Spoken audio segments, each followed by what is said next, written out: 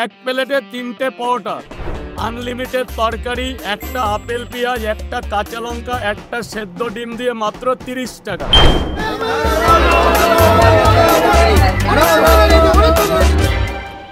সকালবেলা একটা ভালো কচুরির দোকান পাচ্ছি না, কোনো খাবারের দোকান পাচ্ছি না।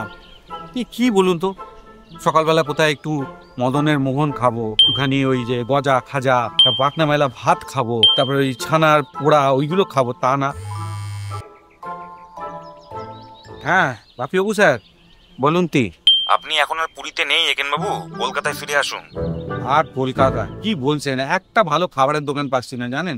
এই আমার উপর বাংলা, ওটা সোনার বাংলা। হ্যাঁ আচ্ছা ঠিক আছে। শুনছি আজকাল নাকি কলকাতায় একটা পরোটার দোকান ভীষণ ফেমাস হয়েছে, একবার দেখতে পারেন সেখানে। কি নাম?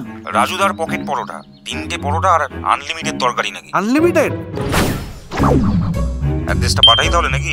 না পেয়ে গেছি, আপনি ফোন রাখুন। আরে সাক্ষাৎ একেন বাবু এখানে? আপনি চেনেন আমাকে? আপনি তো সেই ফেমাস লোক পকেটদার রাজু পরোটা, তাই তো? আরে দিন আমার পরোটা দিন, আমার খুব খিদে পেয়ে গেছে সকালে।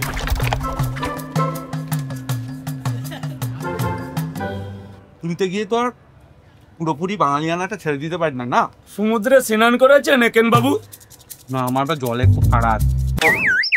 আরে বলুন তো, সমুদ্রের পাড়ের কোন জিনিসটা ইন্টারন্যাশনাল? বাগি। জানেন তো রাজু স্যার, যখন আমি পুরীতে ছিলাম তখন কলকাতাকে মিস করতাম, আর যে কলকাতায় এসেছি এখন আবার পুরীকে মিস করছি। ওই যে কথায় আছে না, সমুদ্রের জল কহে ছাড়িয়া নিঃশ্বাস, ওই পাড়েতে সর্বসুখ আমার বিশ্বাস। এটা নদী হবে না?